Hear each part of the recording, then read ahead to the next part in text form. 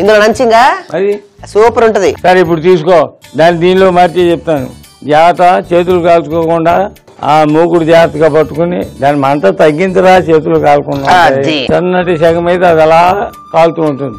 Okay, ఇప్పుడు దాంట్లో ఆ చట్నీకి అవసరమైన మసాలా తయారు చేసుకున్నాం. ఇందులో కూడా బాండి పెట్టాలిగా.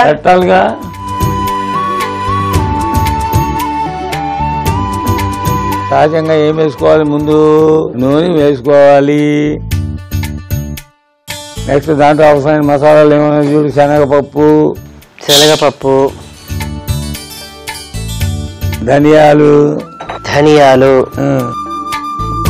నెక్స్ట్ ఏమిటి, వెల్లుల్లిపాయ, కట్ చేసిన ఎండు మిరపకాయలు, ఇప్పుడు మెంతి కూర కలుపు బాగా, అది బాగా వేగాలి. మెంతి కూర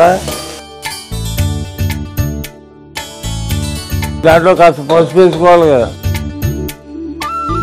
అది బాగా వేగిన తర్వాత అప్పుడు టమాటాలు వేయాలి. ఈ లోపల దీన్ని చూద్దాం, దీని పరిస్థితి ఏంటో. దాని పరిస్థితి కదా బాగానే ఉందిరా. ఎలాంటిది ఇంకో ప్లేట్ ఉంది కదా, తీసుకో. ఈ రొట్టె దీంట్లో వేసే ఇక్కడ పెట్టు. ఇప్పుడు అది బాగా వేగిందా?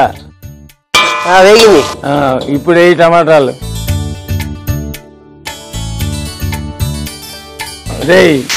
దీంట్లో రాళ్ళ ఉప్పు, ఆ రాళ్ళ ఉప్పు వేయాలి. జాగ్రత్త, మాడిపోతాం చూడు జాగ్రత్తగా.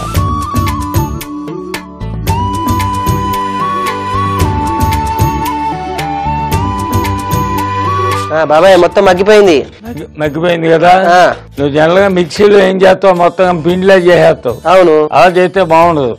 పచ్చడి అంటే ఎలా ఉండాలి, అక్కడక్కడ పప్పు బద్దలు పంటికి తగులుతూ ఉండాలి. అవును, ఆ రుచి వేరు. అవును, అందుకే ఆ రోల్ తీసుకో. అర్థమైంది నాకు. అర్థమైందా? అంత తెలియదు కదా. పత్రం తీసా అవి వేయించిందంతా దాంట్లో వేయి.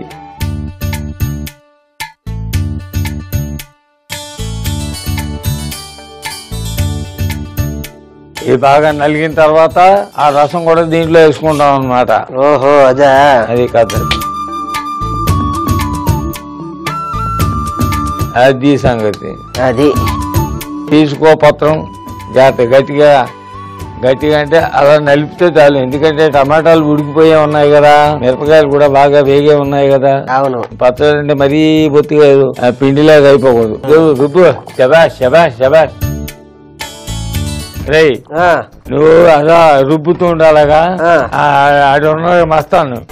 పాపం నిన్న మొదటిదాకా 5 అడుగుల మీద కూర్చుని జాకెట్లు కుట్టేవాడు.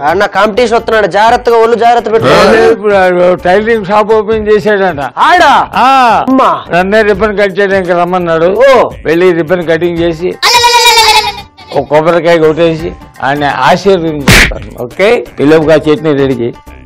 అమ్మా బ్రో, ఇల్రా చెప్తాను సంగతి. బాయ్ రా బాబాయ్, రా నీ సంగతి చెప్తాను. మంచి పని అయిందా ఏంటో? పాపం సాయి వేరే చిన్న కొట్టు పెట్టుకున్నారు కదా, పిల్లలతో పాపం సుఖంగా ఉంటాడులే. వెళ్ళే శుభ్రంగా. ఆ సాయిబుకి కనీసం సూదిలో దారం కూడా పెట్టడం రాదు. ఆడి ఫంక్షన్ కి వెళ్ళి వాడికి రిబ్బన్ కటింగ్ చేసి కొబ్బరికాయ కొట్టి వాడు ఓపెనింగ్ గ్రాండ్ గా చేసి మళ్ళీ నాకు వచ్చి చెప్తావా? బాబాయ్ నాకు అన్ని వచ్చి తెలుసా.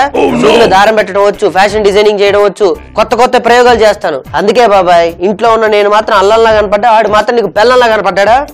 పిచ్చిగా వాక్కో, ఏ కారంగా ఉందా బాబాయ్? నీకు తెలియట్లేదు బాబాయ్, ఎంత మంది ఉన్నారు తెలుసా? అరే నీకు తెలియట్లే, రమా రాజమౌళి, రేణు దేశాయ్, రూపా వైట్లా, అంతెందుకు మా కులదేవం ఎలిజబెత్ టైలర్ కాదు టైలర్. అదేలే, మహారాణిని తీసుకెళ్ళేదో టైలర్ తయారు చేస్తా. టైలర్ కాదా?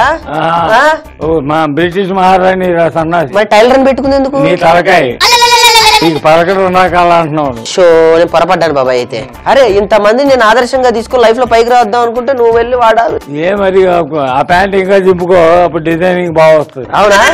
వస్తుంది. ఇవి అయిపోయింది, నువ్వు చెప్పిన పచ్చడి మొత్తం నలిపేసి అయిపోయింది కదా. అందులో జ్యూస్ కూడా దీంట్లో పోసేయి. పోస్తా.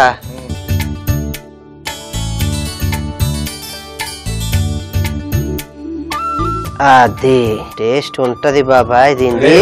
దాంట్లో జ్యూస్ ఉంది. కూడా రేయ్ సన్నాసి ఇక్కడే తెలివితో కూతానుండే ఎవరైనా జల్లీలు పెట్టి అలా తీస్తాడో గడ్డి తీసుకోవచ్చు కదా. నేను కొత్తగా ఇలానే ఆలోచించి నేను ఇలానే చేస్తాను. 3 రోజులు పట్టుద్ది అది తీయడానికి. అది